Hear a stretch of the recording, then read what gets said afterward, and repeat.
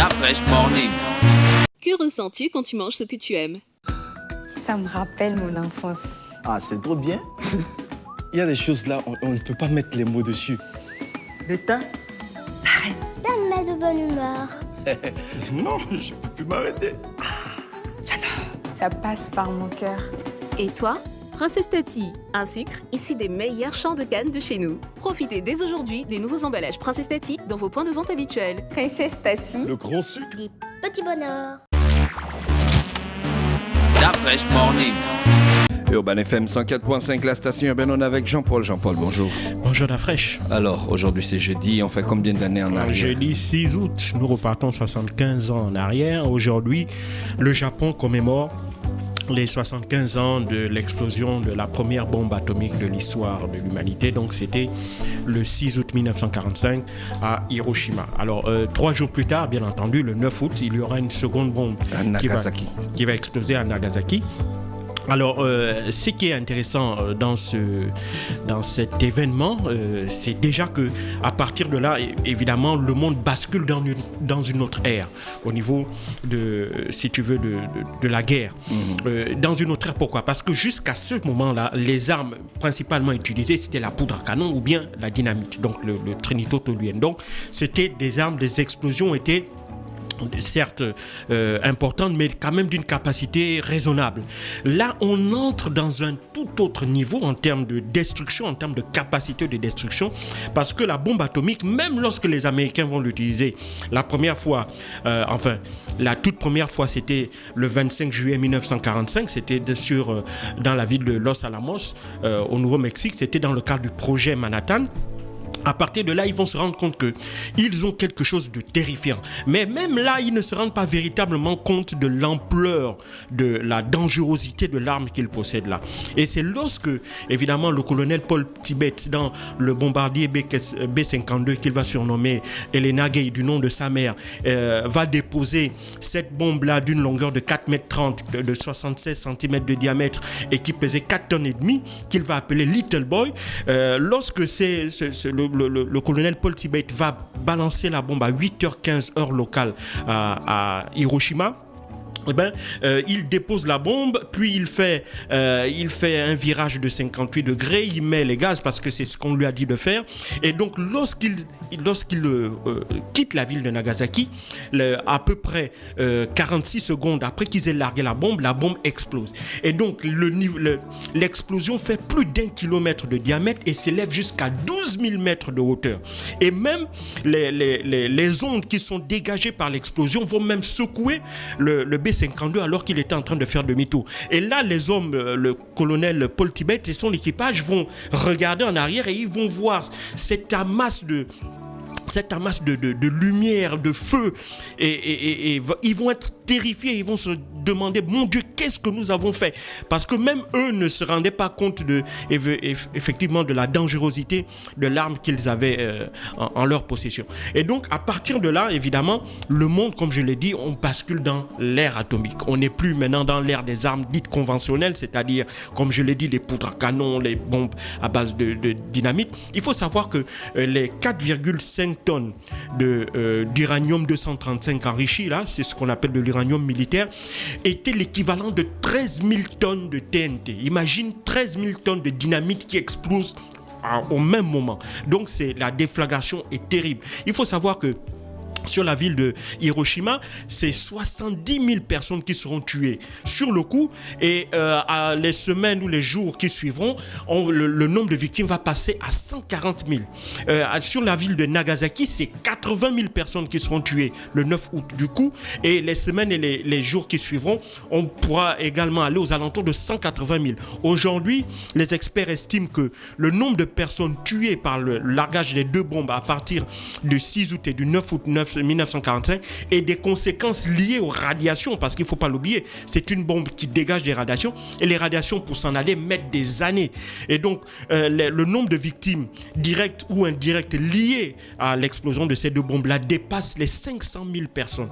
Donc c'est véritablement des armes extrêmement dangereuses. Et À partir de là, comme je l'ai dit, on entre dans une nouvelle ère militaire, c'est l'ère atomique. Et donc, à partir de là, la plupart des grandes puissances vont essayer de s'emparer de cette technologie-là pour mettre en place la raison qu'ils donnent, qui est celle de la dissuasion nucléaire. C'est-à-dire que le fait que l'on possède on sait que l'ennemi sait que vous possédez une arme nucléaire, eh bien, ça vous dissuade. Ça le dissuade, ça l'empêche de tenter une quelconque attaque contre vous. Mais pour revenir évidemment à l'événement du 6 août 1945, il faut d'abord essayer de comprendre pourquoi le président Truman a-t-il décidé de donner l'ordre de larguer cette bombe-là sur le Japon. Il faut savoir que depuis le 9 avril 1945, l'Allemagne a capitulé. Et donc, la guerre est terminée en Europe. Mais le Japon,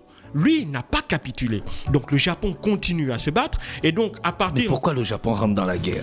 Le Japon rentre dans la guerre parce qu'il est l'allié de l'Allemagne. Et puis le Japon aussi fait face à certaines difficultés. C'est-à-dire qu'il faut savoir que la Seconde Guerre mondiale, c'est une guerre liée à la conquête des terres parce que il faut accéder aux matières premières.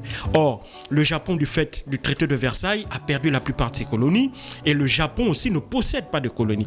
Or, ce sont deux puissances industrielles qui ont besoin, après surtout la crise de 1929, qui font face à des crises économiques et surtout ils n'ont pas non seulement pas accès aux matières premières, mais aussi les colonies sont d'excellents débouchés pour le surplus de production. Donc ces pays-là n'ont pas de colonies et donc elles font face à une grave crise économique avec tous ses corollaires sur le plan social et autres.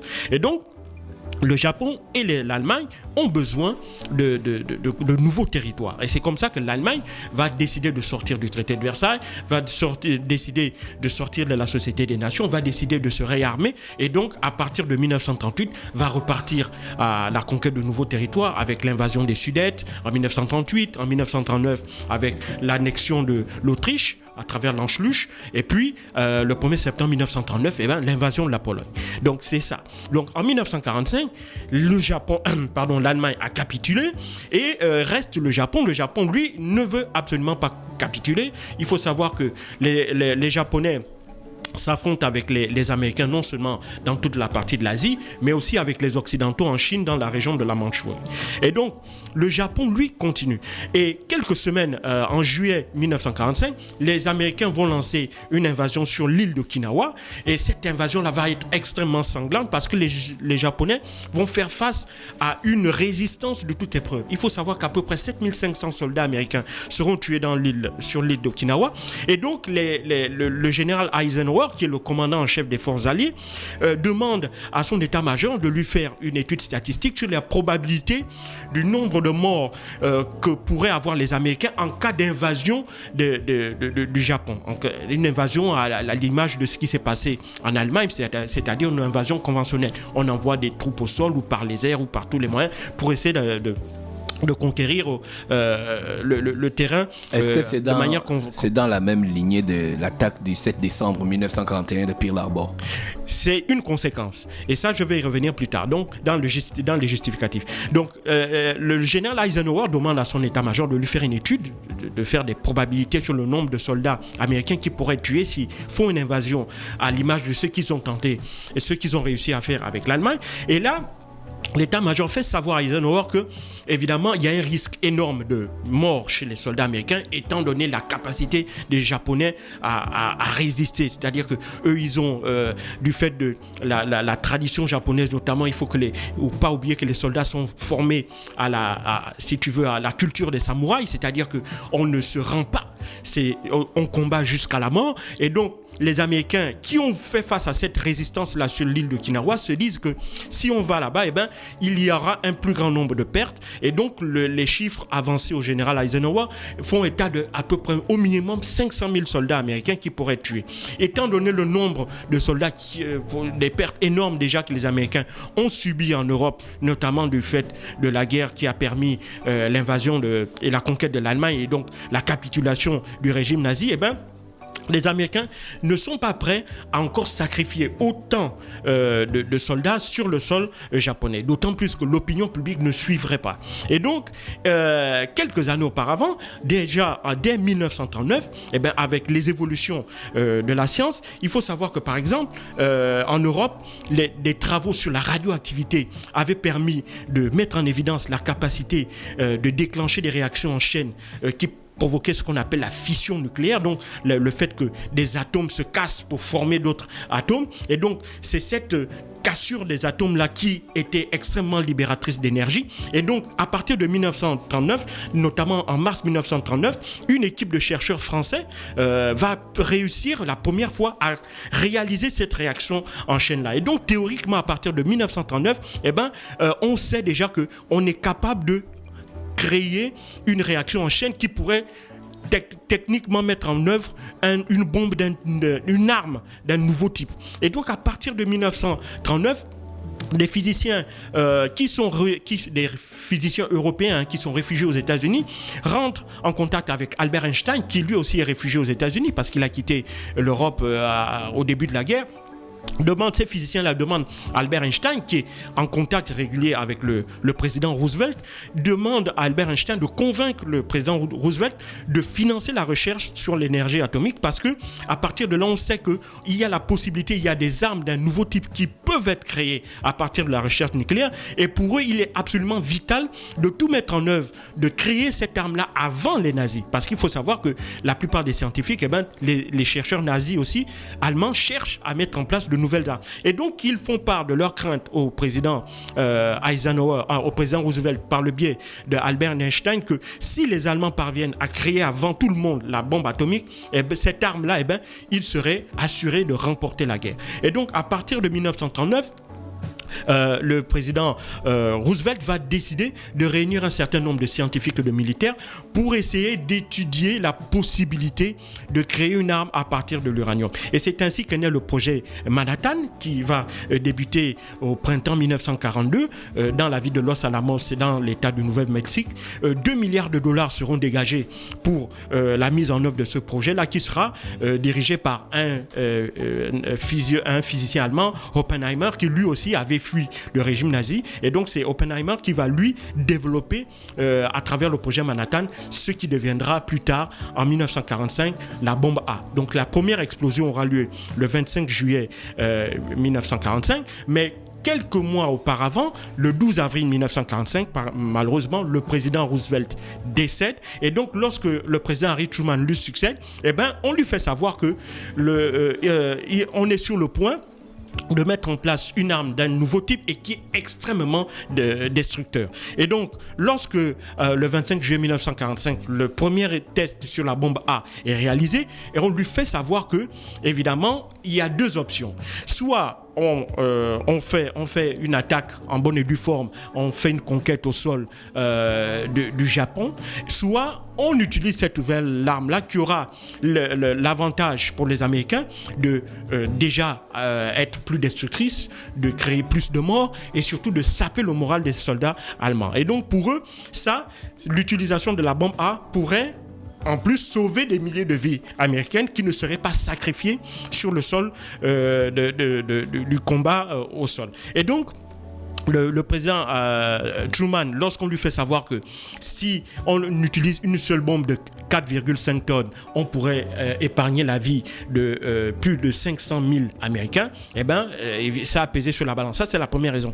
La deuxième raison, c'est que le projet Manhattan a coûté énormément d'argent aux Américains, donc plus de 2 milliards de dollars. Et donc, il fallait savoir si, effectivement, l'arme pour laquelle on disait que justifiait cette dépense-là. Ça, c'est la deuxième chose. La troisième chose, c'est que les Américains voulaient faire payer aux Japonais l'attaque de Pearl Harbor en 1941. Ils n'ont pas oublié cette attaque-là qu'ils considèrent comme étant une véritable injure. Et donc, ils veulent faire payer gravement cet acte-là aux Japonais. Dans un premier temps, il voulait que ce soit la ville de Kyoto qui soit bombardée. Pourquoi? Parce que Kyoto, c'est le siège du palais impérial. Donc, il voulait véritablement frapper au cœur même de la culture japonaise. Mais évidemment, le président Truman, lui, va refuser parce qu'il estimait que frapper la ville de Kyoto, frapper la ville qui est le siège du palais impérial japonais, c'est aller au-delà de cela. C'est vraiment frapper au cœur de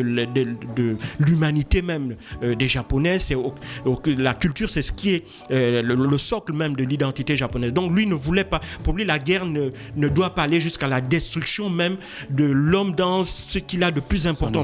Donc voilà, donc lui ne voulait pas ça. Donc ils vont prendre la ville d'Hiroshima. Pourquoi? Parce que c'est une ville industrielle. Donc une ville industrielle située au sud du Japon. Et donc pour eux, détruire un complexe ou des complexes industriels, ça aura moins de conséquences que de détruire une ville déjà qui est historique, parce qu'il y a des vestiges là historiques qui sont extrêmement importants, et donc ils ne voulaient pas également les toucher. Et puis il y a le siège de l'empereur du Japon. Et donc ils vont donc décider dans un premier temps d'attaquer cette ville industrielle qui est Hiroshima. Et donc le 6 août 1945, il largue la première bombe. Mais l'effet escompté auprès des soldats japonais n'est pas atteint, puisque dès le 7 août, les Japonais continuent à se battre.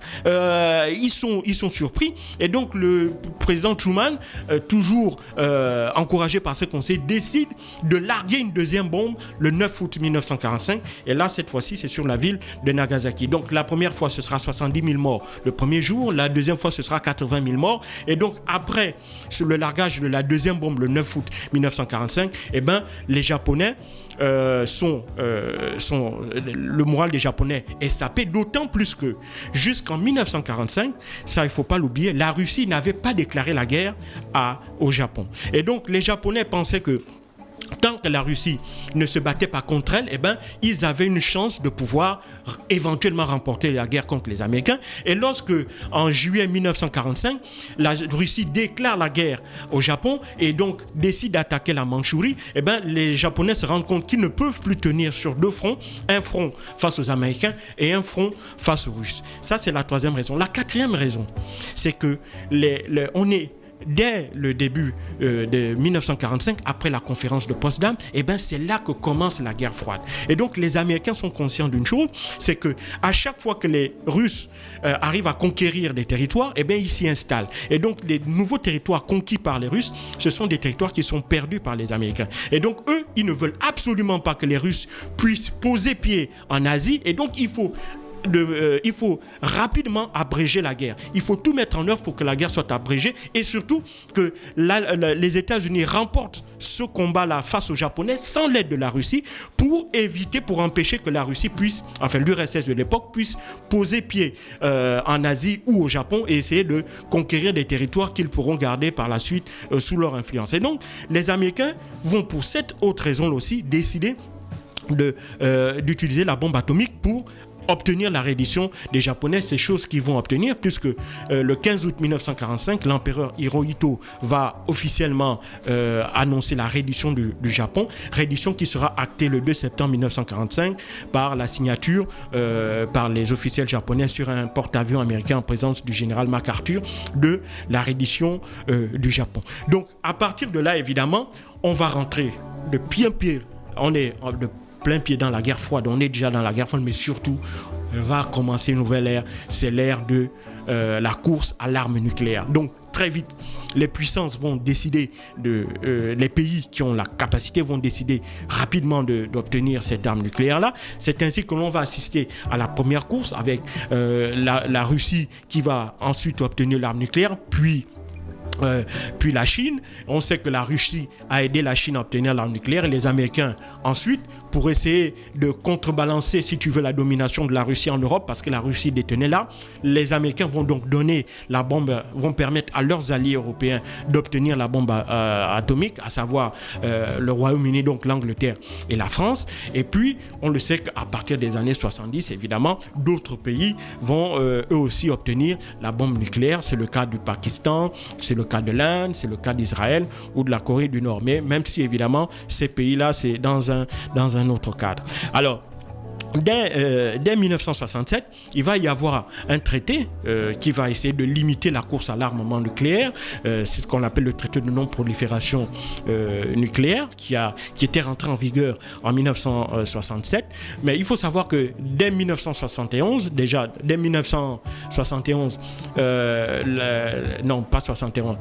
en 1986, la Corée du Nord va quitter le traité de non-prolifération, mais l'Inde et le Pakistan n'ont jamais ratifié ce traité-là, y compris Israël aussi. Même si Israël n'a jamais confirmé ou infirmé le fait de posséder l'arme nucléaire, mais on sait aujourd'hui beaucoup... Donc à nos jours, le seul pays qui a utilisé la bombe atomique, c'est les États-Unis. Oui, c'est le seul pays qui a utilisé la bombe atomique. Les autres, sauf dans le cadre des essais militaires, la France par exemple, c'était en Tahiti, là-bas dans le Pacifique. Les États-Unis, comme on l'a dit, c'est à Alamo. La Russie, eux, ils ont fait leurs tests nucléaires, c'est dans la région de la Biélorussie aujourd'hui.